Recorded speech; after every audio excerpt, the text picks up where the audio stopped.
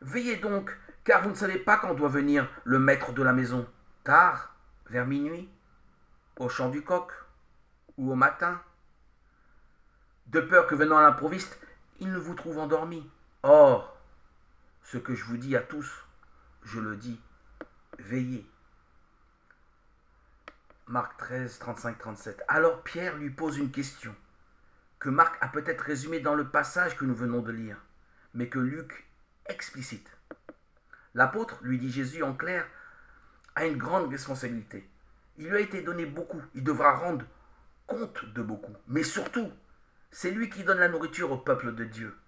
Qu'il ne l'oublie pas. La place est bonne, et plus d'un se laissera aller à la facilité, et même à l'ivrognerie. Mais souligne Jésus dans le texte de Marc, cela regarde aussi chacun. Veillez. Pierre dit à Jésus, Seigneur, est-ce pour nous que tu dis cette parabole ou aussi pour tous? Et le Seigneur dit, quel est donc l'intendant fidèle, prudent que le maître établira sur tout son domestique pour distribuer au moment voulu la ration de froment? Heureux ce serviteur que son maître en arrivant trouvera agissant de la sorte. Vraiment, je vous dis qu'il l'établira sur tout ce qui lui appartient. Mais si ce serviteur dit en son cœur, mon maître tarde à revenir, et il se met à battre les serviteurs et les servantes, et à manger et à boire et à s'enivrer, le maître de ce serviteur viendra au jour où il n'y s'y attend pas, et à l'heure qu'il ne connaît pas, et il le retranchera et le placera parmi les infidèles. Luc 12, verset 41-46. Cette mise en garde aux apôtres nous concerne tous.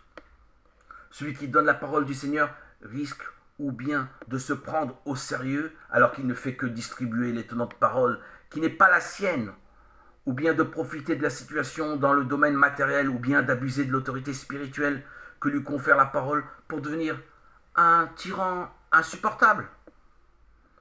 Jésus souligne à Pierre que nous pouvons user en bien ou en mal de notre liberté. Jésus nous confie sa parole, illuminée par la lumière de la foi. Mais nous pouvons la recevoir ou la rejeter. Tel est le sens de la parabole de l'intendant fidèle ou infidèle. Jésus insiste. Nous connaissons la volonté du Père. Tout l'évangile nous la cite après la voix de notre conscience. Mais notre libre arbitre, à nous d'y conformer, oui ou non, notre action. Pour Jésus, nous sommes libres et responsables de nos actes selon notre conscience et la connaissance qu'elle apporte.